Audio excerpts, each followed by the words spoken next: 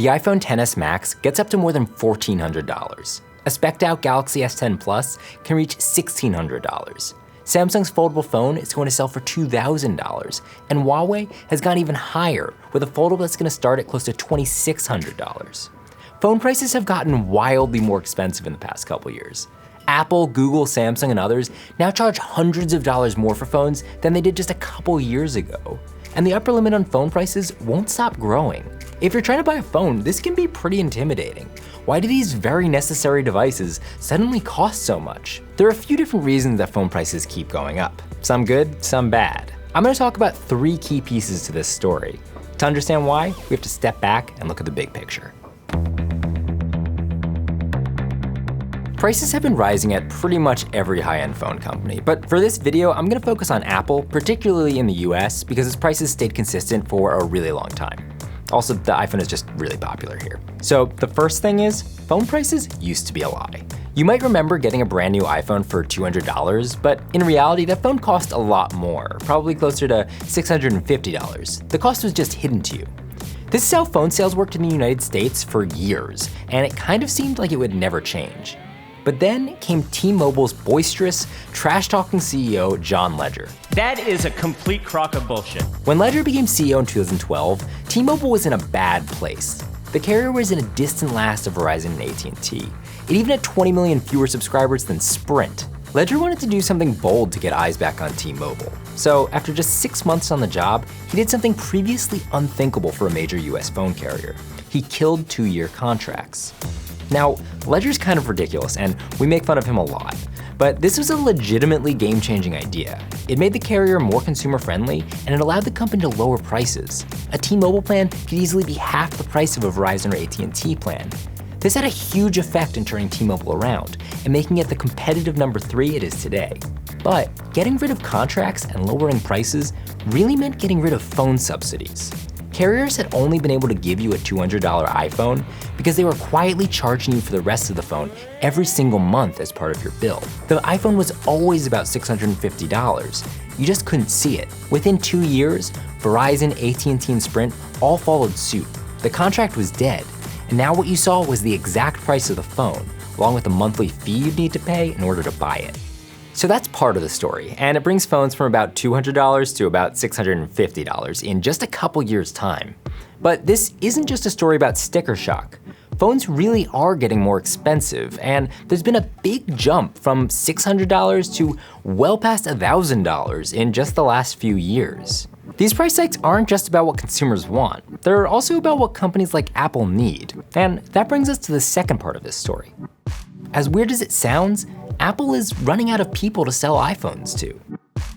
When the iPhone 4S came out, around 1 in 3 Americans owned a smartphone. Just 5 years later, there's a smartphone in the hand of 3 out of every 4 Americans. The death of contracts has also made it harder to sell a phone.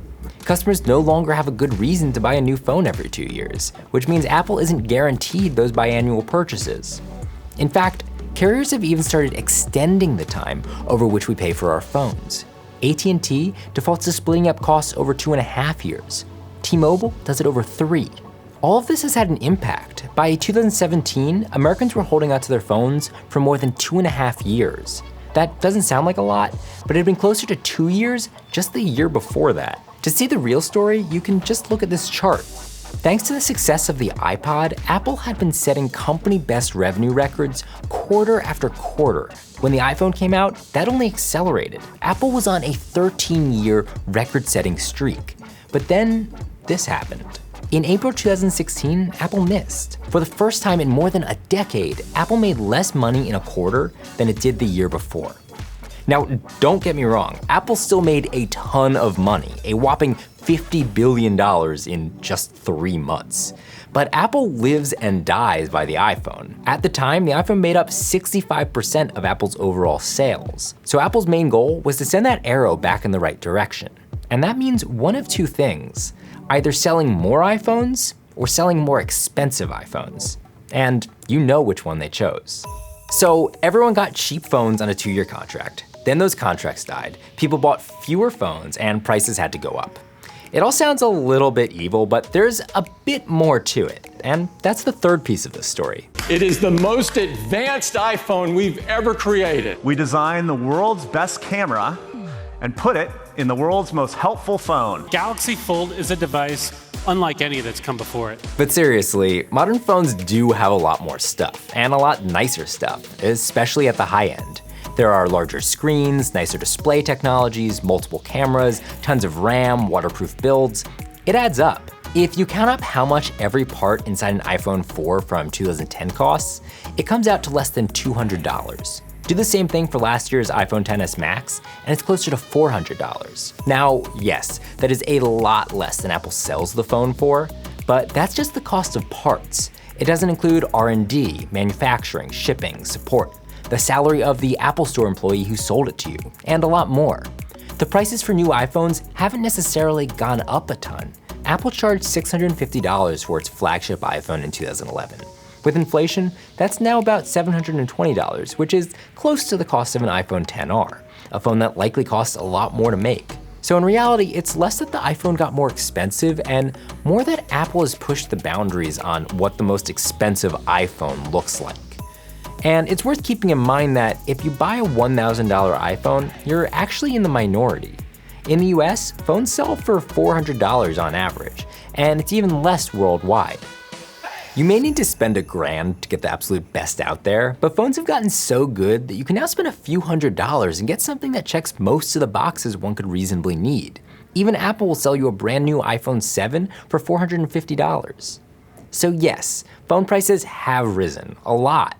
You have to spend more to get today's best phone than you had to spend to get the best phone just a few years ago. But the difference is, you no longer miss out on quite as much if you choose to spend less. And the phone you do end up with, you'll probably hang on to for longer. So unless you're still buying the best every 2 years, you might not end up spending all that much more. Speaking of expensive phones, if you haven't seen them already, you should absolutely check out our hands-on videos with some of the first foldable phones. These things are really cool, and they're one of the first things in a while to really redefine what a phone can look like. You can check those out, and be sure to like and subscribe for more.